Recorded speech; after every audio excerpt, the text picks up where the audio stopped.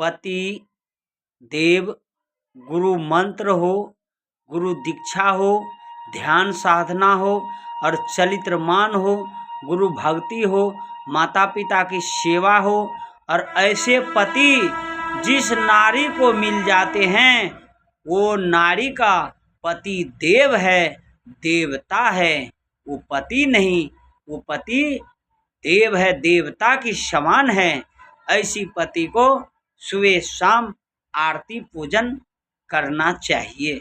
यही मानव की कल्याण की सेवा है। और घर में सास ससुर की सेवा करें, यही पूजा है। जर की पूजा करने वाले नारी सतीव्रता नहीं हो सकती है। चेतन की जो पूजा करते हैं अपने घर में सास ससुर पति की गुरु की, वो घर नहीं मंदिर है। ऐसी करने वाले नारी भी स्वयं लक्ष्मी की दर्जा पाते हैं।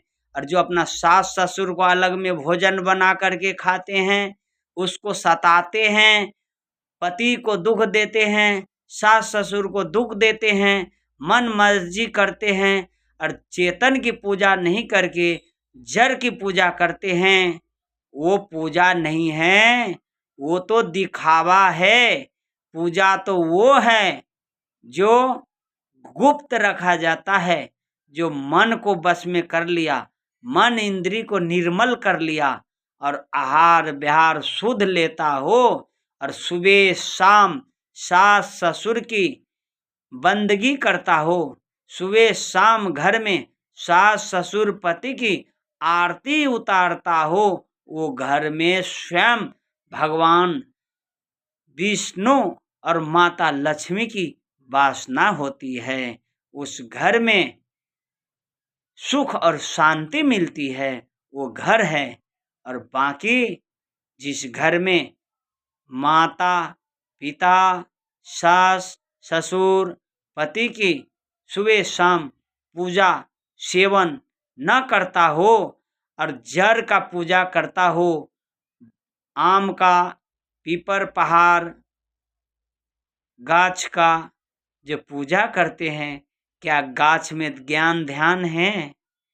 चेतन तो घर में भूखे रो रहा है खाने के लिए, लत्ता कपड़ा साफ करने के लिए, स्नान करने के लिए, पानी के लिए, गर्मी में पंखा होंकने के लिए, मगर जड़ का आज पंखा होंके जा रहा है।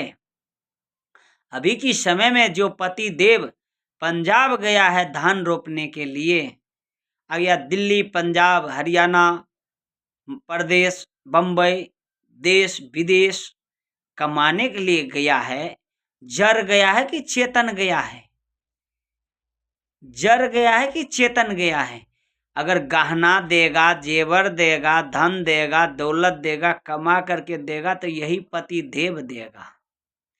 जिस नारी को पति के ऊपर श्रद्धा है, माता पिता की श्रद्धा है, वो तो अपना कल्याण करेगा ही करेगा, दूसरे को भी कल्याण करेगा, अपना नाम रोशन करेगा ही करेगा, मगर साथ साथ माता पिता के ही कल्याण करेगा, उनके भी नाम रोशन करेगा।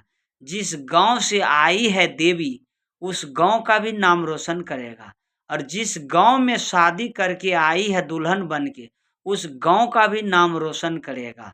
क्योंकि कोई पूछेगा, कोई देखेगा कहाँ की है, फलाने गांव की है।